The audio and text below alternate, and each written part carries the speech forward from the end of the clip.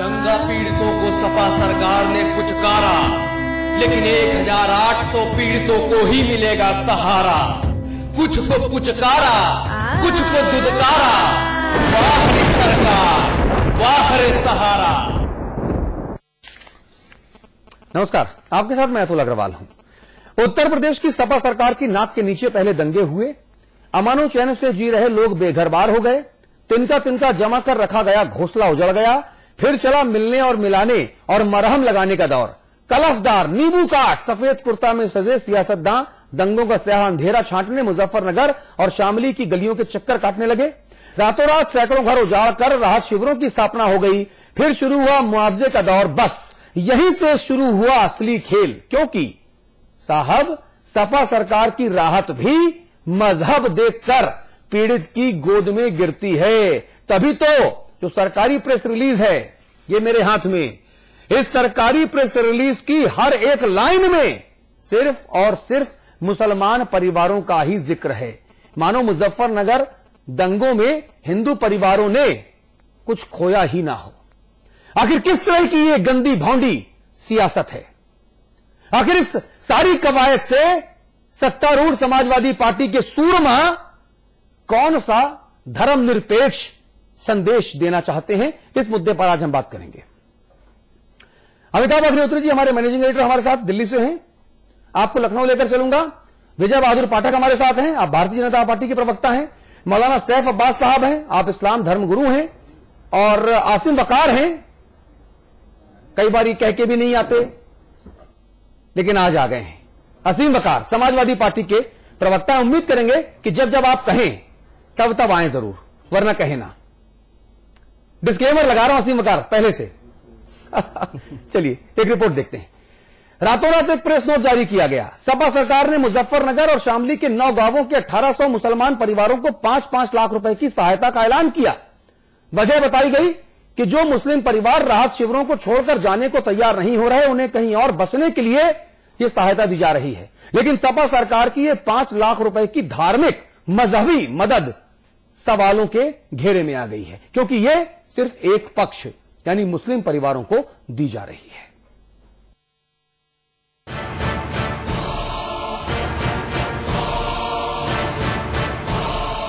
दंगों की आग घर देखकर नहीं जलाती, उसे किसी मजहब का पता नहीं होता, वो तो बस जलाती है तेज लपलपाती लपटों के साथ, और कुछ ही मिनटों में फूंक कर रख देती है घर को और घर से जुड़े अरमानों को भी। लेकिन सियासत की चाशनी में डुबकी लगाकर सत्ता का मजा लेने वालों को राख से भी रस निकालना आता है।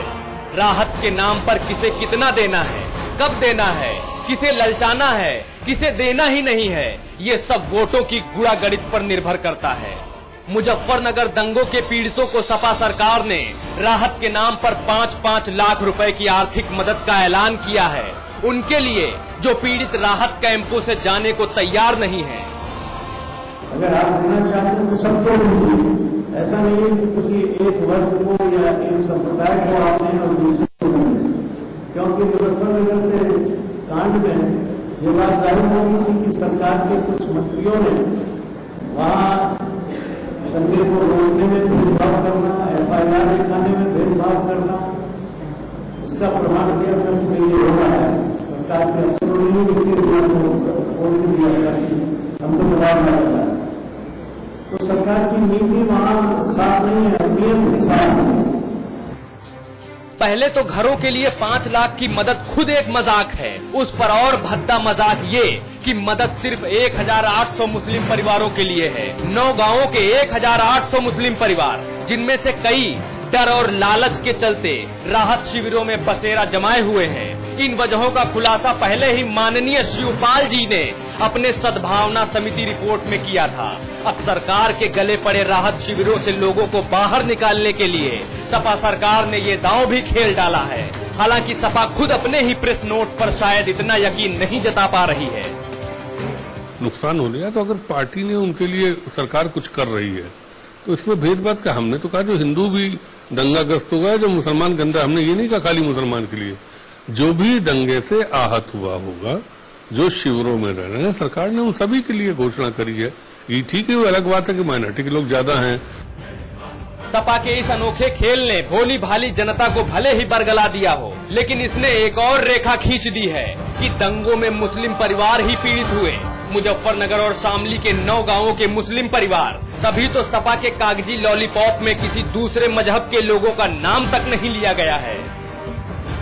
उत्तर प्रदेश सरकार मजहब और वर्ग के आधार पर समाज को बांट करके इस प्रकार की राजनीति कर रही है कि मुसलमानों को देंगे, हिंदुओं को नहीं देंगे। हर मामले में मुस्लिम कन्याओं को कन्या विद्याधन देंगे, हिंदू कन्याओं को उससे वंचित कर देंगे। स्कॉलरशिप मुस्लिम छात्रों को देंगे, हिंदू छात्रों को उससे वंचित कर देंगे। उसी प्रकार से मुजफ्फरनगर में इस सरकार ने किया है कि जो मुस्लिम पीड़ित हैं उनको 5 लाख रुपया देंगे, लेकिन जो हिंदू पीड़ित हैं उनको नहीं देंगे। ये बहुत घटिया सोच है, हम इसकी निंदा करते हैं। सच है, राजनीति जो न कराए थोड़ा है। पहले नेताओं पर दंगे कराने के आरोप, फिर दंगा पीड़ितों को मरहम लगाने के नाम पर खींचतान, और अब राहत के नाम पर पीड़ितों को भी हिंदू मुसलमान में बांटकर एक हिस्से को दिया जाने वाला सपा सरकार का झुंझुना, जो सहारा कम बंटवारा ज्यादा लगता है। ब्यूरो रिपोर्ट, समाचार प्लस।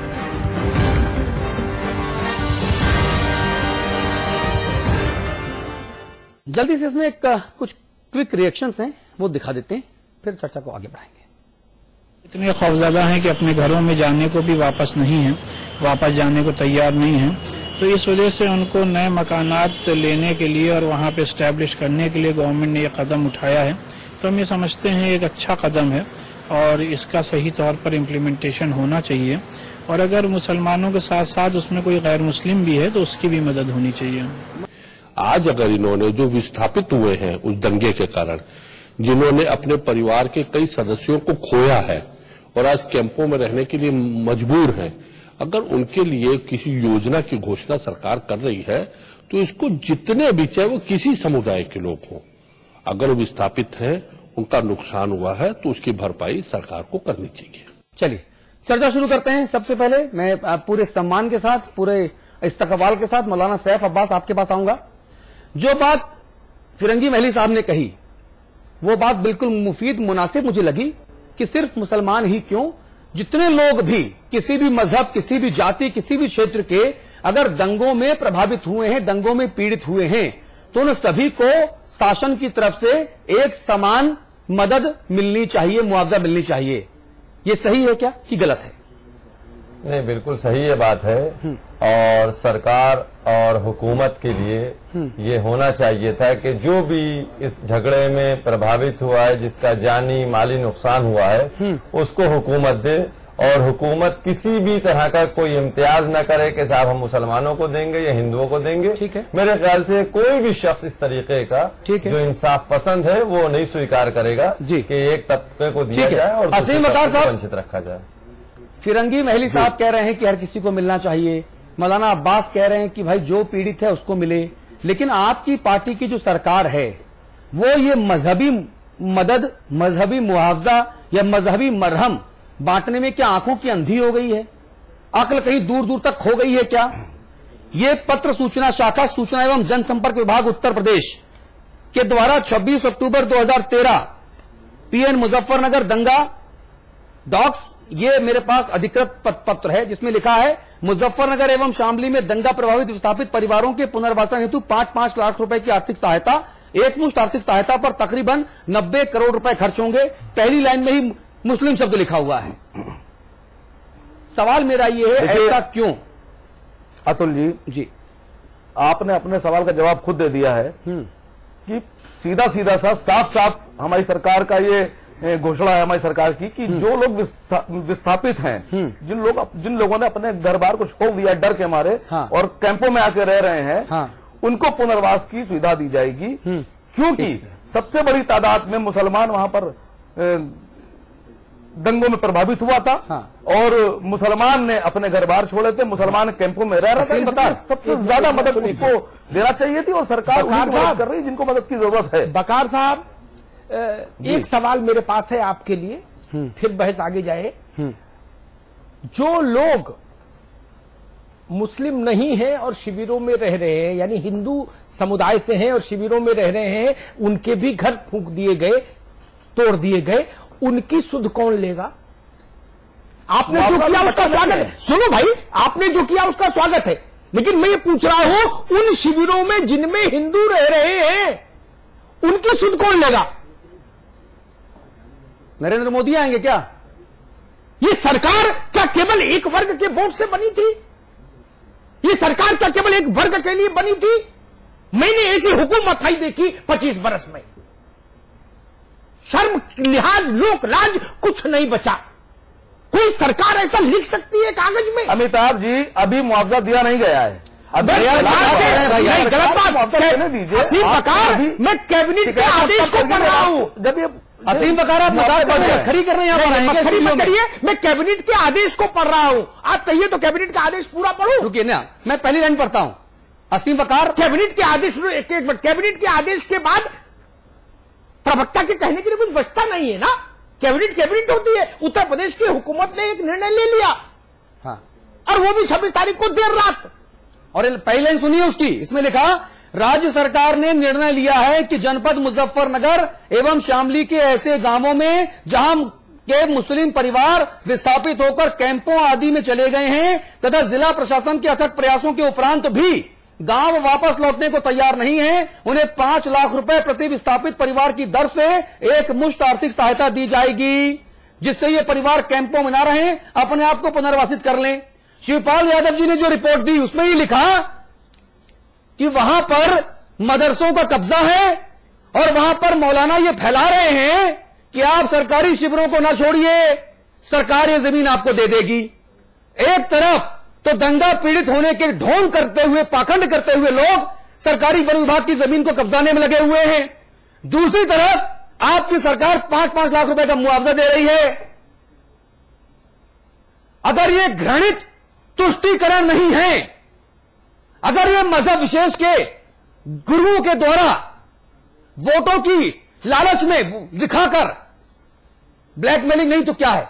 पाठक जी, नहीं, आप इसे ब्लैकमेलिंग कहेंगे, लेकिन नहीं ना, आपके लिए, अरे भाई साहब, आपके लिए, आपके लिए ये धर्मनिरपेक्षता है, नहीं है, आपके लिए धर्मनिरपेक्षता है। विजय बहादुर पाठक, क्या ये मुस्लिम वोट बैंकों का लोभ दिखाकर सरकार को ब्लैकमेल नहीं किया जा रहा, या सरकार मुस्लिम वोट बैंकों के लिए अपनी जीभ लपलपाती हुई नजर नहीं आ रही? यह सरकार जो प्रेस नोट जारी की है, उस प्रेस नोट की अगर प्रति आप इनको नहीं दिखा पाएंगे तो मैं यहीं दिखा दूंगा। हाँ। मैं मुझे लोगों को नहीं देखने की जो पता है मेरी सरकार क्या कर रही है। ना, आप सब लोग इतने हिंकारी हो गए असीम बकार कि सब देखने की जरूरत ही नहीं समझते आप लोग। बहुमत का मिल गया, आप सब लोगों ने बेशर्मी का चश्मा अपनी आंखों में चढ़ा लिया। गुजरात में भी एक मजहब की नहीं थी सरकार में, गुजरात में आपने क्या किया? अरे भाई, एक मजहब की नहीं है तो सरकार 90 करोड़ लोगों को जारी कर रही है। दंगे में दोनों पक्ष प्रभावित होते हैं, केवल एक पक्ष प्रभावित होते हैं। ये बात आपको 2002 में समझना चाहिए थी, जब गुजरात में आप दंगा करा। अरे असीम बकार, आप गुजरात में बैठे, अब तो लेट में मैं यूपी की बात कर रहा हूँ ना। आपने मुसलमानों को कत्लेआम कराया, इस बार पाठक जी, एक नहीं, आप असीम बकार, पाकिस्तान की बात करेंगे, पाकिस्तान में क्या हुआ था? मुसलमानों कत्लेआम कराया, यह बात आप खुद स्वीकार कर रहे हैं। असीम बकार जी, असीम बकार, पाठक जी, 1 मिनट के लिए आपसे दरख्वास्त करूंगा। असीम बकार जी, अपनी स्मरण शक्ति पर जोर डालिए। 1952 से लेके आज तक मुझे कोई ऐसी एक हुकूमत बताइए जिसने ऐसा सरकारी आदेश जारी किया हो कि दंगे में केवल इस वर्ग को सरकार पैसा देगी। एक सरकार बता दीजिए, किसी भी सूबे की या केंद्र की। मैं अपनी बात वापस ले लूंगा। मैं बता दीजिए, आप अपनी बात कह रहे हैं, मैं आपसे कह रहा हूं 1800 परिवार विस्थापित हैं। अरे मैंने जो कहा उसका जवाब दीजिए ना। ये तो मैंने पढ़ लिया, आप क्या बताएंगे? मैंने पढ़ लिया कितने परिवार कहां विस्थापित है, मेरे पास फैसला है, हम दिखा रहे हैं टीवी पर। मैंने तो 26 तारीख की रात को ही पढ़ लिया था इसको। तो जो बेघर है उनको बताया जा रहा है दोबारा। मैंने आपसे जो पूछा उसका उत्तर दीजिए। हमारी सरकार की मुझे ऐसी कोई हुकूमत बताइए 52 से लेके आज तक जिसने अपने कैबिनेट के फैसले में ये लिखा हो कि हिंदू को मदद करेगी सरकार केवल या मुसलमान को मदद करेगी सरकार केवल। ऐसी कोई सरकार बता दीजिए 52 से आज तक जिसने ऐसा लिखा हो। कैसी निकम्मी कैबिनेट है भाई। मौलाना साहब, आपने कभी सुना क्या ऐसी कोई हुकूमत इस देश में? देखिए, ऐसा है कि ये बहरहाल मैं तो हर एक इंसाफ पसंद शख्स ये कहेगा कि अगर गैर मुस्लिम भी शिविरों में रह रहे हैं तो उनको भी विस्थापित करने के लिए कदम उठाना चाहिए। अब अगर मुसलमान ज्यादा परिवार हैं तो उनको ज्यादा रखा जाता, कुछ ही गैर मुस्लिम परिवारों को लिया जाता, लेकिन लिया जाता ताकि पता चलता है, एक मैसेज जाता जो इंसाफ का मैसेज है। बहुत अच्छी बात है। इससे साफ जो है बहरहाल पूरी यूपी सरकार की रुसवाई हो रही है और इससे साफ ही पता चल रहा है कि ये वोट बैंक। मौलाना ये एक चीज बताइए, मौलाना अब्बास, क्या समाजवादी पार्टी की जो सरकार है और समाजवादी पार्टी जो मुलायम सिंह जी के कंधों पर जिसकी जिम्मेदारी है उसको सुप्रीमो है, क्या ये पार्टी मुसलमानों को मूर्ख समझती है क्या मौलाना अब्बास? बार बार मुसलमानों के पक्ष में इस तरह के फतवे फरमान देना, क्या ये मुसलमानों की पूरी कौम की तौहीन नहीं है? नहीं, मुसलमान जो हैं वो इस तरह नहीं है, बल्कि इससे पहले आपने देखा कि मुसलमानों ने समाजवादी पार्टी को नकारा भी था। हाँ। जब वो दूसरे लोगों को अपनी पार्टी में लेके आए थे। मुसलमान बिल्कुल मूर्ख नहीं है, सोच समझ के फैसला लेता है। हाँ। और ये गलत ख्याल लोगों के पास जाता है। हाँ। कि अगर वो मुसलमानों को कोई लालीपाप दे देंगे तो मुसलमान उनके पक्ष में चले जाएंगे। तो क्या ये जो कैबिनेट का जो फैसला है मौलाना, क्या ये वही लालीपाप है जिसकी आप जिक्र कर रहे हैं? नहीं, मैंने कहा, मैं हर चीज के लिए नहीं, मैंने उस फैसले के लिए तो आपसे कह दिया कि वो लालीपाप है। हर इंसाफ पसंद आदमी, चाहे वो हिंदू हो या मुसलमान हो, वो ये बात जरूर रखेगा कि अगर हिंदू जो है शिविरों में रह रहे हैं तो उनको भी विस्थापित करने के लिए इस प्रेस नोट में होना चाहिए था, इस कैबिनेट के फैसले में तस्करा होना चाहिए था। जब ऐसी चीजें आती हैं तब क्या समाज में वैमनस्यता ज्यादा बढ़ती है? क्या सत्तारूढ़ समाजवादी पार्टी हिंदू मुस्लिम के बीच की जो खाई है, जो है, हम लाख कहेंगे नहीं है, लेकिन ये है, क्या इस खाई को और गहरा कर रही है? देखिए अतुल भाई, वोट बैंक की लालच में मुजफ्फरनगर में जो खून की होली खेली गई है उसकी ताप को कम नहीं होने देना चाहती है। इसीलिए आप देख रहे हैं कि मुजफ्फरनगर पर राहुल गांधी का बयान आता है, उसके ठीक दूसरे दिन समाजवादी पार्टी रात में एक प्रेस नोट जारी कर देती है और ये कहती है कि साहब ये 90 करोड़ रुपया हमने इन 1800 परिवारों को दे दिया। और बाकायदे जिस प्रेस नोट का आप जिक्र कर रहे हैं उसमें 7 बार, कुल 20-22 लाइनों का प्रेस नोट है, उसमें 7 हर तीसरी लाइन पर मुसलमान परिवार का जिक्र है। तो सरकार अगर ये कहती है कि एक मजहब विशेष के लोगों को, लेकिन बार बार उन प्रश्नों का इस्तेमाल कर रही है, तो आप समझ सकते हैं कि सरकार की नीयत क्या है। मुजफ्फरनगर को बीते 2 महीने हो गए हैं, आज तक जो प्राथमिक FIR है उसमें पूरी की पूरी गिरफ्तारी नहीं हुई। भारतीय जनता पार्टी के लोगों की गिरफ्तारी हुई, शेष लोगों की गिरफ्तारी नहीं हुई।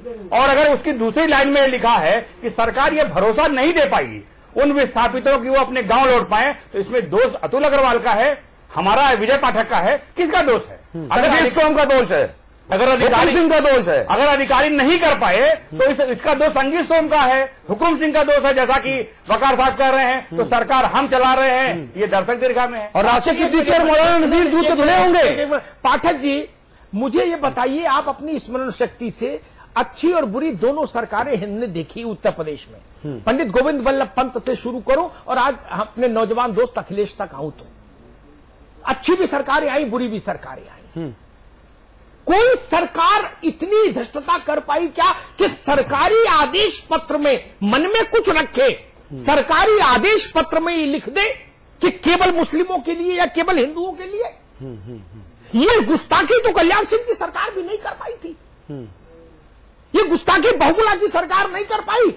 बड़े मुस्लिम नेता थे, मुस्लिमों को उन पर भरोसा था, हेमवती नंदन बहुगुणा पर, वो भी मुख्यमंत्री रहे। ये गुस्ताखी कोई कर पाया क्या?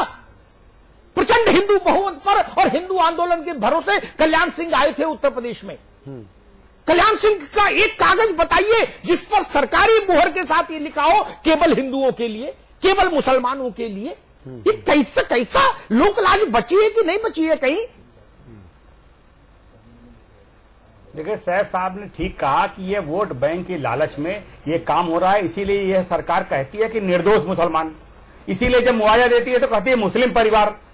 ये चाहती है कि ये वैमनस्य की खाई बनी रहे और वोट बैंक की जो रोटी वो सेकना चाहती है वो रोटी सेकती रहे। और मौलाना साहब ने ये बात सही कही कि वोट बैंक के लालच में ये सरकार का उठाया गया कदम है जी। इससे अधिक क्या कहा इस बारे में कहा जाए? अमिताभ जी, कल्याण सिंह का आपने उदाहरण दिया है। कल्याण सिंह जी ने तो ऐसा काम कर दिया कि हिंदुस्तान का नाम इतिहास में काले रंग से लिखवा दिया। आप लोग जो कर रहे हैं,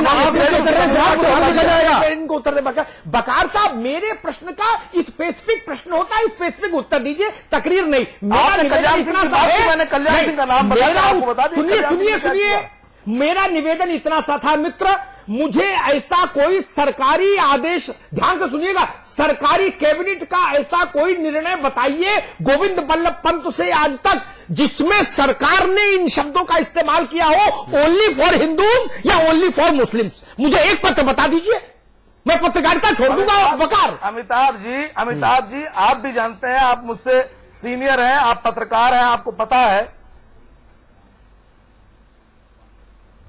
ये देखिए, ये जवाब है इनका। एक फेसबुक पर टिप्पणी आई है वीना सोनू की।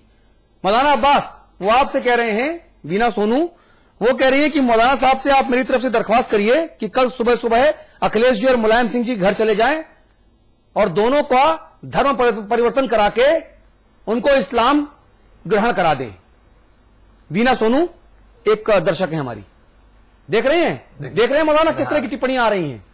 नहीं, देखिए ऐसा है कि इसमें टिप्पणियां नहीं हैं। अभी मैं आपको कल की बात बताऊं कि कल पटना में एक हादसा हुआ, जो फ्रस्ट्रेशन निकाल रहे हैं लोग अपना, समझ गए। हाँ ना असीम बकार, आप अरे भाई साहब, आपने तो प्रदेश में ऐसा समदर्शी शासन किया है, पूरे हिंदुस्तान के नेताओं को चाहते कि मोदी बना दें। ना अरे भाई साहब, अरे असीम बकार बना दें भैया सबको।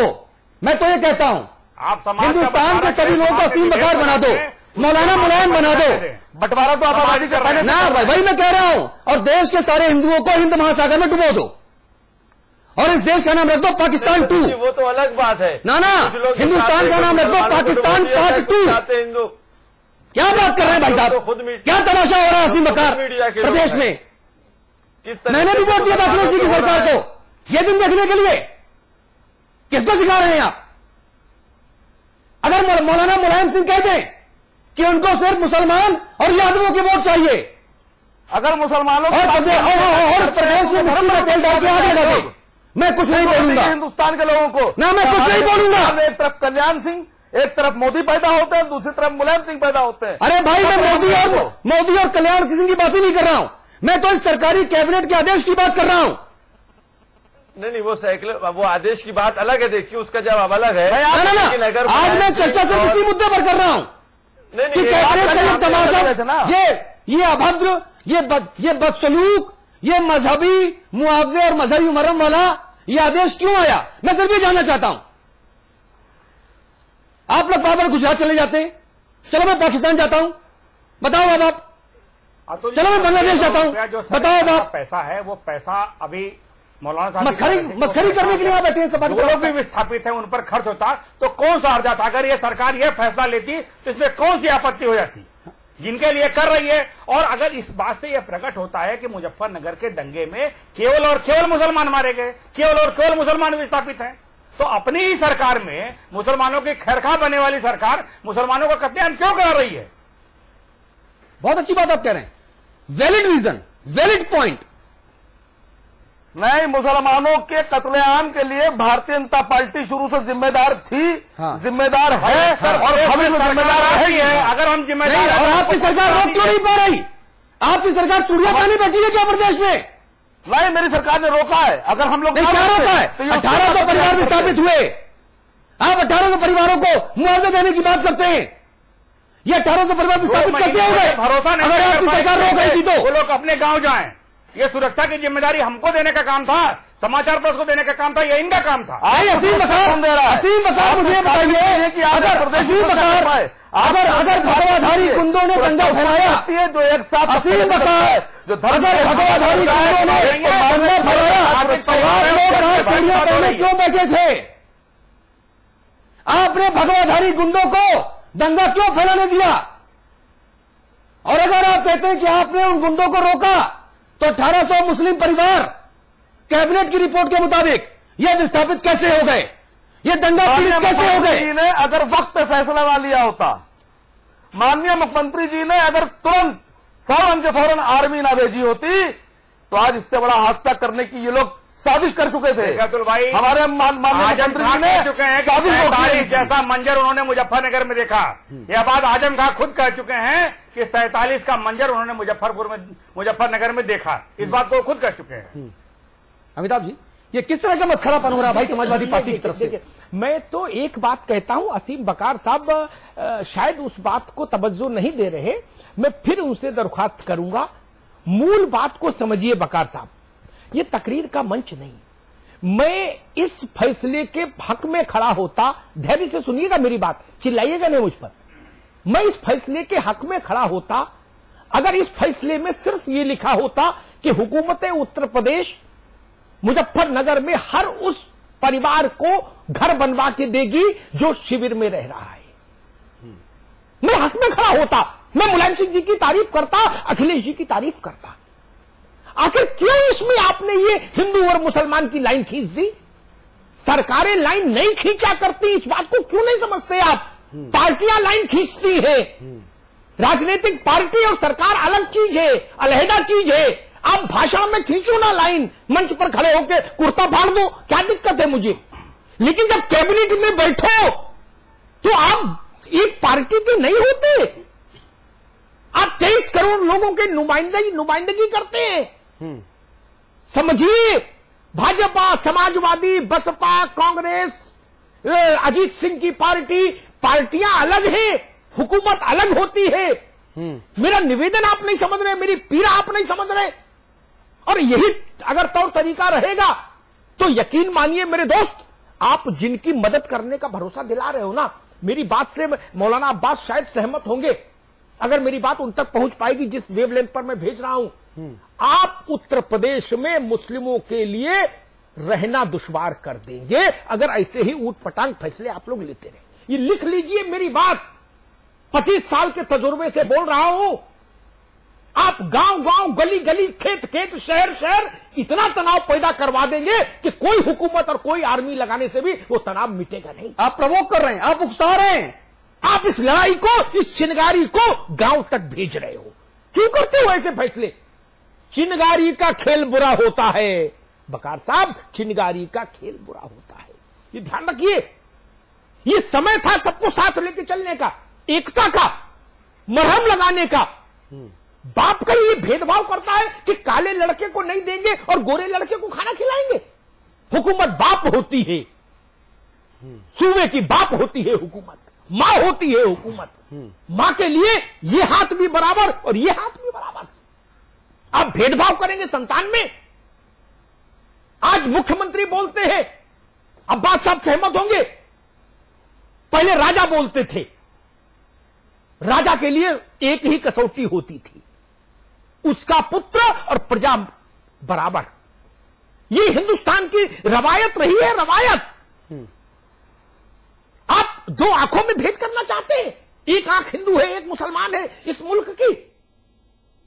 आप मदद नहीं कर रहे मुसलमानों की, मैं फिर कहता हूं, आप मुसलमानों के लिए मुश्किलात पैदा कर रहे हैं, गली गली, शहर शहर, गांव गांव, खेत खेत, खलियान खलियान। पाठक जी, देखिए, ये जो अमिताभ कहने साहब आपने जो अभी बातें कही जी, वो बिल्कुल सही है। और किसी भी सियासी पार्टी का नेता हो, वो आज मुसलमानों को ही टारगेट पे रखे हुए है। अभी कुछ दिनों पहले जिस तरीके से कहा गया कि मुसलमानों में जो पीड़ित परिवार हैं वो ISI के कांटेक्ट में है, मुसलमानों के लिए बहुत ही खौफ की ये बात है कि वो लोग, बहुत खराब बयान था कि वो लोग ISI यानी सारे बेचारे पीड़ित परिवार सब सहम गए होंगे। और मैं ये कहता हूं कि वो कौन सियासी नेता थे और क्या उनकी बसारत थी कि जो इस तरीके से कह रहे थे। अब मुसलमान बेदार है, ये लालीपाप से काबू में तो नहीं मौलाना, इस तरह के बेतुके फैसले जब आएंगे तो क्या मुसलमानों को भेड़ बकरियों की तरह ये राजनेता और ये पार्टियां ट्रीट नहीं करेंगी? मुसलमान देखिए बेदार हो चुका है। इससे पहले समाजवादी पार्टी की सरकार भी हटा चुका है। समाजवादी पार्टी हिमायती भी मुसलमानों की है। हर तरीके के देखिए मसाइल सामने आ चुके हैं। और अब इस तरीके के मसाइल के ऊपर मुसलमान जो है वो कभी गौर नहीं करेगा कि कोई छोटी सी टॉफी या लालीपाप दे दिया और मुसलमान उससे खुश हो जाए। विजय बहादुर पाठक, क्या इस तरह के जो फैसले आते हैं ये समाजवादी पार्टी की जो सरकारें जानबूझ कर लेती है ताकि जब इस तरह के फैसले होंगे मीडिया में चर्चा परिचर्चा होगी, अखबारों में छपेगा, चैनलों में दिखाया जाएगा, रेडियो पर सुनाया जाएगा, इससे डाउन द लाइन एक नेगेटिव मार्केटिंग करके सरकार मुसलमानों के बीच ये मैसेज देने में सफल रहेगी कि देखो हम आपके कितने बड़े झंडा बरदार हैं, दुनिया हमको गलत कर रही है, हमको गलत ठहरा रही है, लेकिन हम आपके साथ खड़े हैं। वोट बैंक की अंधी दौड़ चल रही है। अभी शाह साहब ने ठीक कहा कि जैसे राहुल गांधी ने मुजफ्फरनगर पर एक खेल खेला, उस खेल के बाद समाजवादी पार्टी को लगा और उसके ठीक दूसरे दिन आपने देखा ये प्रेस नोट जारी हो गया। लगातार मुजफ्फरनगर के जो दंगे हैं, उन दंगों की जो ताप है उसको ये लोग कम नहीं होने देना चाहते हैं। लेकिन मौलाना साहब ठीक कर रहे हैं कि मुसलमान समझ रहा है कि उसे इस्तेमाल किया जा रहा है, उसका उपयोग किया जा रहा है। जो लोग उसके लिए ये पर्चा जारी कर रहे हैं वो उसके हितैषी नहीं है, वो समाज में विभेद पैदा कर रहे हैं। ठीक है। और अमन चैन का कायम करने की जिम्मेदारी सरकार की थी। सरकार नहीं चाहती है कि अमन चमन हो लोकसभा तक, ठीक है, चुनाव तक वो ये इस विवाद को माहौल गर्म करना चाहती है। इसलिए कभी ये पर्चा कभी वो पर्चा करके ये विवाद खड़ा करना चाहती है। आप अमन चाहते थे तो आपने सीडी क्यों बंटवाई? आप अमन चाहते थे तो आपने सीडी क्यों बंटवाई? अरे भाई आपने मत क्यों सजवाया? कहाँ सीडी बंटवाई? आपने अपने आपका विधायक जेल में क्यों है? सीडी बंटवाई जेल में है। आपका विधायक जेल में क्यों है? अरे भाई मुलायम सिंह जी ने अपनी गोद में क्यों बैठाया? तो बोल लें रशीद सिद्दीकी कौन थे? जो लोग आरोपी हैं उनको जहां से लाके सरकारी यात्री बनवाया। बोलने दीजिए, उनके पास 30 मिनट है, 30 सेकंड है। जी बकार साहब बोलिए। बकार साहब 30 सेकंड फॉर यू। नहीं, इनका विधायक सीडी बांटने के लिए जेल में है, आप दंगा कराते हो, आप एक की बात करते हो। यहाँ वचन देके जा रहा हूं, आप जो सोच रहे हो आपका ख्वाब पूरा नहीं होगा। हिंदुस्तान का मुसलमान आपको गद्दी तक पहुंचने नहीं देगा। हम आपको प्रधानमंत्री जो आप समाजवादी पार्टी के साथ माननीय नेताजी समाजवादी पार्टी के रहनुमा है। आप अपनी देखिए, आप प्रदेश संभाल नहीं पा रहे। चले पाठक जी हो रही, पाठक जी समय खत्म हुआ। बकार साहब समय खत्म हो गया। दो बात मैं जरूर कहूंगा। एक तो तात्कालिक टिप्पणी पहले कर दूं। बकार साहब ने कहा कि हम आपको पहुंचने नहीं देंगे। ये लोकतंत्र है मेरे दोस्त। अयोध्या की घटना के बाद इस हिंदुस्तान में भाजपा के नेतृत्व की सरकार बनी जनादेश से, अपने घर से नहीं कि झोले में वोट लेके सरकार थोड़ी को बना ली। गुजरात में ही मुसलमानों ने मोदी को वोट दिया। उस विषय पर नहीं जाऊंगा, फिर बहस डिटेल हो जाएगी। ये तो तात्कालिक टिप्पणी। दो बातें इस बहस से निकल के आती हैं। मौलाना साहब, वह मुजफ्फरनगर के एक शिविर में मदरसे में चल रहा है, उसमें एक बच्चा है रफीक। रफीक से जब मैंने पूछा राहुल गांधी के बयान पर, तो उसने मालूम क्या कहा? मौलाना गौर से सुनिएगा।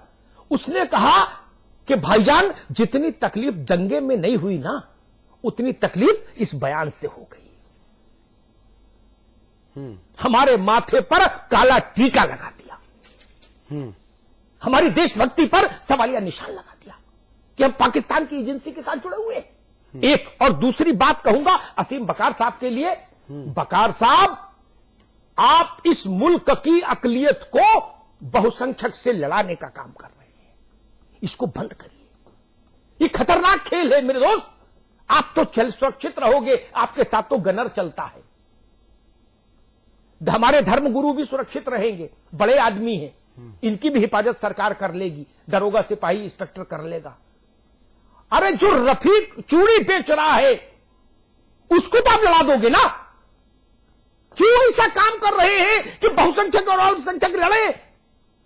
गंगा और जमुना में बहुत पानी बह चुका, वो दौर क्यों वापस लाना चाहते हैं उत्तर प्रदेश में?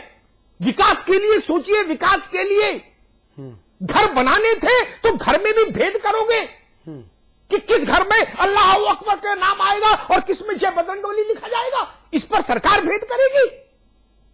आप पंडित हैं कि मौलवी हैं कि पादरी हैं कि ग्रंथी हैं? आप सरकार हैं, आप मां बाप हैं उत्तर प्रदेश के। 5 साल के लिए तो कम से कम है ही ना, जब तक ये सरकार चल रही है।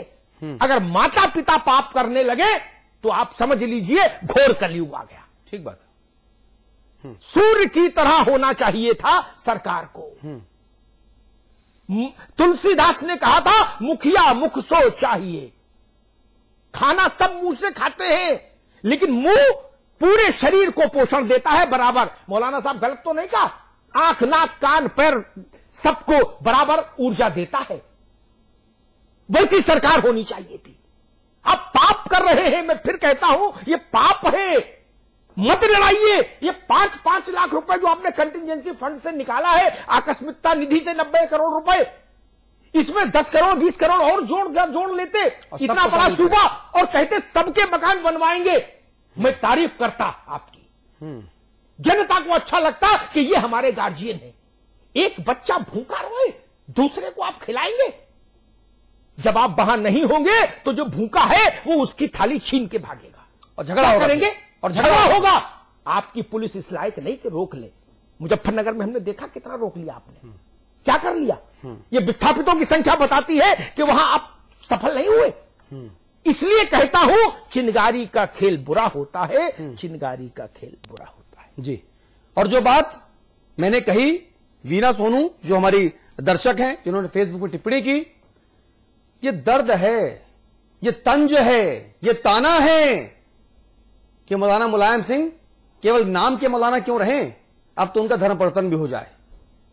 और मुझे एक शेर भी आ जाता है इसी के साथ साथ कि उम्र तो सारी कट गई इसके बुता में मोमिन, अब आखिरी वक्त में क्या खाक मुसलमान होंगे। इन दोनों चीजों को जोड़ के देखिए, तस्वीर साफ हो जाएगी। क्या सरकार सिर्फ मुसलमानों की और यादवों के वोटों से बनी? आप जोड़ लीजिए, जितना वोटर यादवों का है, जितना वोटर मुसलमानों का है, आप जोड़ लीजिए। 225 सीटें किसी भी एंगल से हो जाए तो बता दीजिएगा मुझे, तब भी आप कम से कम 100 सीटें कम रहेंगी। यानी कि आपकी पार्टी को सभी वर्गों का वोट मिला, आपकी पार्टी को लोगों ने पसंद किया और प्रचंड बहुमत दिया, तो फिर सरकार सिर्फ यादवों की और मुसलमानों की कैसे बन गई? यह मेरा एकमात्र सवाल है। और जाते जाते एक शेर कह के जाऊंगा कि हिंदू कहे मोही राम प्यारा, हिंदू कहे मोही राम प्यारा, और तुरुक कहे रहमाना, और दंगा होए मरे आम जन और नेता भरे खजाना। आपकी सरकार में यही हो रहा है। मौलाना साहब सही कहा ना मैंने? नहीं, वो बात बिल्कुल सही है। ये सब नेताओं का काम होता है, और जितने भी इस तरह के दंगे होते हैं, जब से यूपी में सरकार बनी है मुसलमानों को काफी नुकसान भी हुआ है। कितने दंगे हुए हैं। उम्मीद करते हैं, ऑन द रिकॉर्ड उम्मीद करते हैं कि चाहे वो मुसलमान हो, हिंदू हो, सिख हो, ईसाई हो, बौद्ध हो, पारसी हो, जैन हो, कोई भी हो, जिसको दंगों में नुकसान हुआ उसकी भरपाई होनी चाहिए। और सरकार को यह प्रण लेना चाहिए कि जो 108 दंगे हुए अब 109वां दंगा नहीं होगा। लेकिन ऐसा होगा नहीं, मुझे भी भरोसा है। बहुत बहुत शुक्रिया आप सभी का। अमिताभ जी आप बने रहेंगे, देख के उस पार बात उत्तराखंड की होगी। दंगा पीड़ितों को सपा सरकार ने पुचकारा, लेकिन 1800 पीड़ितों को ही मिलेगा सहारा। कुछ को पुचकारा, कुछ को दुदकारा, वाह रे सरकार, वाह रे सहारा।